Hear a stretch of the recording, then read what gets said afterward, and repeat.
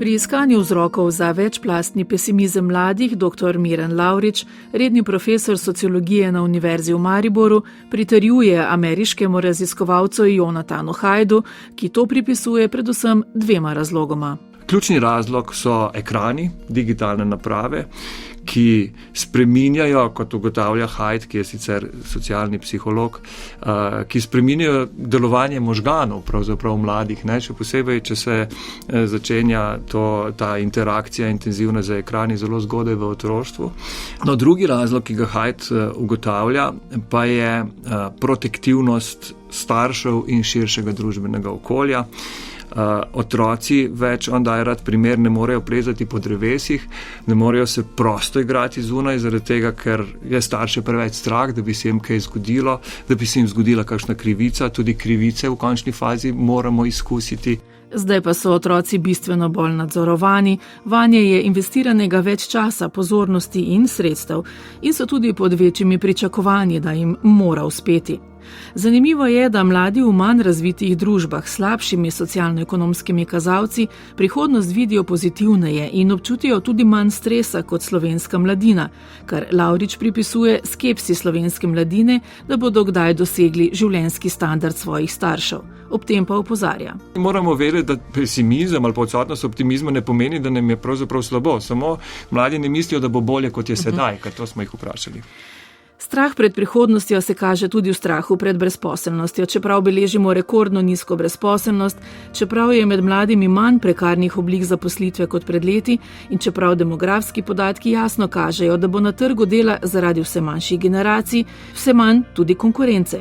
Soavtor raziskave dr. Rudi Klanšek, izredni profesor sociologije z Mariborske univerze, dopušča možnost, da je nekaj brezposelnosti prikrite, a dodaja tudi. Dve komponenti sta. Ena je to, da se bo mogoče zadeva spremenila v prihodnosti. Zdaj tudi, naprimer, mi smo umerili ta strah pred avtomatizacijo, pred umetno inteligenco. Naprimer, študija OECD je pokazala, da je Slovenija po strukturi, torej gospodarske aktivnosti, zelo visoko na točki, da je veliko teh del, ki jih Slovenci upravljamo, mogoče avtomatizirati in zdaj vidimo, ta pohod se je šele začel, bomo videli in mogoče mladi vseeno spremljajo in že na nek način projicirajo ta strah naprej. Drugo pa tudi je, zdaj, ko se gleda, kdo pridobiva v tem, bom rekel, odprtem gospodarstvu, res je, tistim, ki uspe bolj kot v preteklosti. Medtem ko razpoložljivi dohodek ljudi iz nižje lestvice dohodkov raste prepočasi za normalno življenje oziroma izpolnitev njihovih pričakovanj in zaposlitev, če tudi varna, več ne pomeni nujno tudi normalnega preživetja. Še posebej za bom rekel, spodnje decile mlade populacije je zgodba o biti zaposlen ne pove cele zgodbe, ker dostopnost do stanovanj, kar je nekaj ključnega, se izmika tudi tistim, ki so bolje pozicionirani in kljub temu, da se slovenski mladi naprimer zdaj bolj odseljujejo od doma, jih vedno več živi v najemu, najem je pa relativno neurejen in seveda to zopet nek, bom rekel, stres dodatno, ker je neka negotovost. In stanovanjska problematika pa je en objektivni faktor, za katere je mogoče reči, da mlade nimajo samo teh subjektivnih, nekih negativnih stanj zaradi tega, ker imajo neko percepcijo, da je svet, gre na slabše ali pa ni nekega upanja, da bo boljše. Mislim, glede stanovanjske problematike stvari gredo na slabše, kar se tiče dostopnosti. Stanovanjska problematika je za mlade zares velik problem, ki nedvomno vpliva tudi na duševno zdravje in ni le odraz velikih oziroma subjektivnih pričakovanj.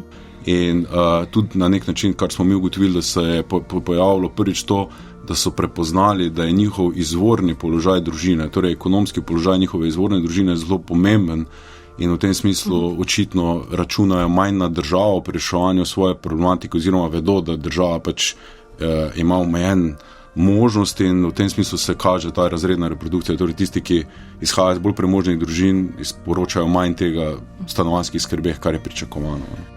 In morda je tudi to eden od razlogov za zelo velik upad želje po končanju univerzitetnega študija. Še pred 6 leti si je to želelo 77%, letos le še 48%. Dr. Miran Lavrič. Manj mladih si tudi želi prevzemati odgovornost, biti neodvisen, imeti otroke in tako naprej.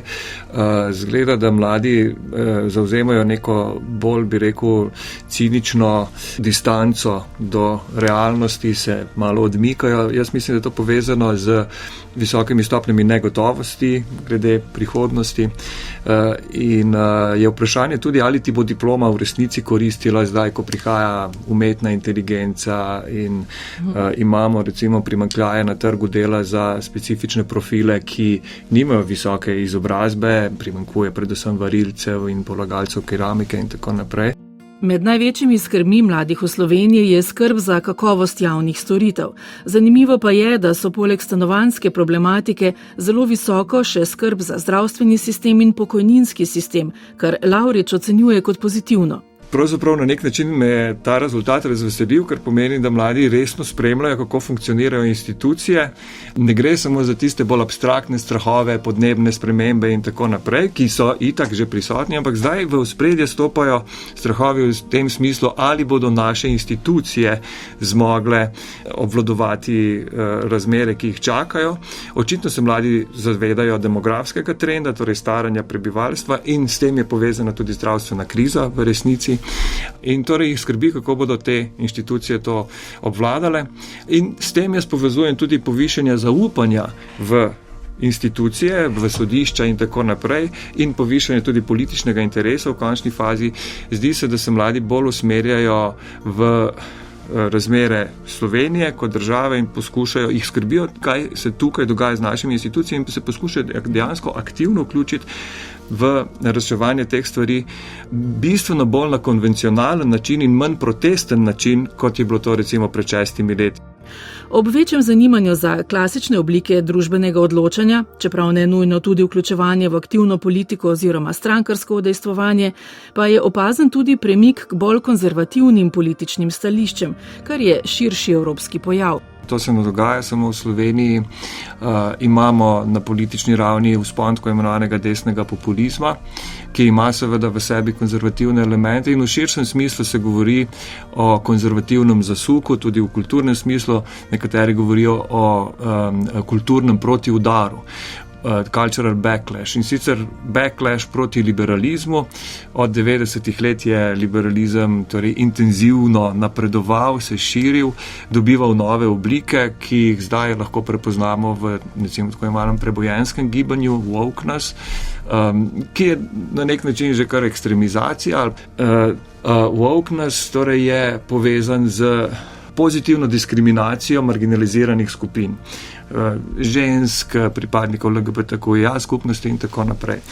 In takšni ukrepi lahko vsaj v percepciji škodijo tradicionalno privilegiranim moškim in tudi krhajo nekako okvire identitete, v katere se fantje včasih so zlahka vraščali. Se pravi, te spolne identitete več niso tako trdne, nacionalne identitete več niso tako trdne. In čeprav se jih še vedno večina politično umešča v sredino, se zdi avtorjem raziskave posebej zaskrbljujoče dejstvo, da se je odprla precejšna politična vrzel med spoloma. Fantje sprejemajo konzervativne vrednote, medtem ko dekleta večinoma ostajajo podpornice liberalizma. Delež deklet, ki menijo, da ženske nimajo dovolj pravic, se je v zadnjih letih podvojil in je zdaj 40%, medtem ko se je delež fantov, ki menijo, da imajo ženske preveč pravic, podvojil 7 na 15%.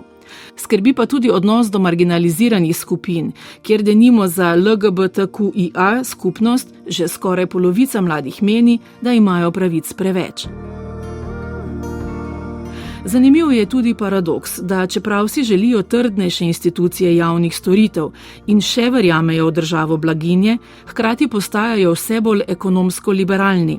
In se ob tem ne zavedajo, da so njihove težave pogosto posledica prav neoliberalnih oziroma tržno usmerjenih gospodarskih politik, še ugotavljajo avtorji raziskave. Po mnenju dr. Klanška bi vsa ta stališča morali obravnavati resneje, saj se je v očeh mladih denimo problem priseljevanja izkazal za skoraj enako pomembnega kot zdravstvena ali stanovanjska politika. mladi, tudi tisti, ki so naprimer bolj na levo, pa načeloma jih naprimer ne motijo istospolno usmerjeni, so naprimer zelo močno zdaj proti migracijam. Ne? In v tem smislu je treba tudi neka informacija o politiki, mi smo se veliko o tem pogovarjali, da pač je potreben nek znanstven pristop k urejanju migracij in da v tem smislu naprimer tudi tiste klasične liberalne leve stranke izgubljajo podporo, ker to dejstvo ignorirajo in se preprosto vse mlade, ki so mogoče v tem smislu bolj uvrščene na desno, avtomatsko moče tudi etiketira kot skrajneže, celo kot neofašiste in tako naprej. Tako da v tem smislu bi družba mogoče in tudi politika mogla biti bolj senzibilna za tudi to, kar mladi sporočajo, da mogoče tega nočejo in da pričakujejo nek drugačen pristop. Strahovi, premiki, pričakovanja in spremembe, zabeležene v raziskavi Mladi v Sloveniji 2024, ki je nastala v sodelovanju Mariborske univerze in fundacije Friedrich Ebert, so seveda opozorilo odločevalcem, kaj je treba spremeniti. In so opomin, da je poleg krepitve javnih sistemov ena glavnih nalog zmanjševanje polarizacije v družbi.